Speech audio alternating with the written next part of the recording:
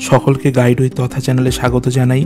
চলুন দেখে নেওয়া যাক আবহাওয়া দপ্তর থেকে আবহাওয়ার পরিস্থিতি সম্পর্কে সর্বশেষ কী জানানো হয়েছে। হাওয়া অফিস জানিয়েছে শুক্রবার ঘূর্ণিবাদ নিম্নচাপে পরিণত হয়েছে। বর্তমানে সেটি গভীর নিম্নচাপে রূপান্তরিত হচ্ছে। আপাতত নিম্নচাপটি ওড়িশার নিকটবর্তী এবং অন্ধ্রপ্রদেশের উত্তর অংশে অবস্থান করছে। এর ফলে আগামী সোমবার পর্যন্ত দক্ষিণবঙ্গের বিভিন্ন জেলায় ভারী বৃষ্টির সম্ভাবনা রয়েছে। বঙ্গোপসাগর কিছুটা উত্তাল থাকায় রবিবার পর্যন্ত মৎস্যজীবীদের সমুদ্রে যেতে বারণ করা হয়েছে। আপাতত কলকাতা সহ পার্শ্ববর্তী অঞ্চলগুলিতে হালকা থেকে মাঝারি বৃষ্টিপাত হবে। এই মুহূর্তে ভারী বৃষ্টিপাতের সম্ভাবনা জারি করা হয়নি।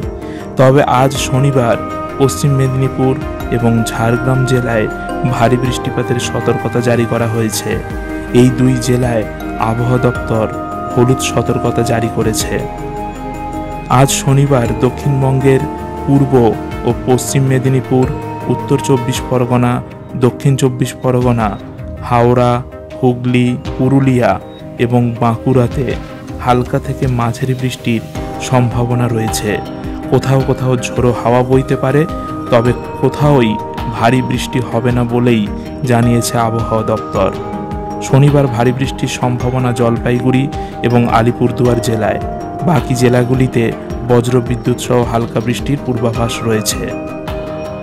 আবহাওয়ার খবর এই পর্যন্তই। আবহাওয়া সংক্রান্ত খবর পেতে চ্যানেলটিকে অবশ্যই সাবস্ক্রাইব করে রাখবেন।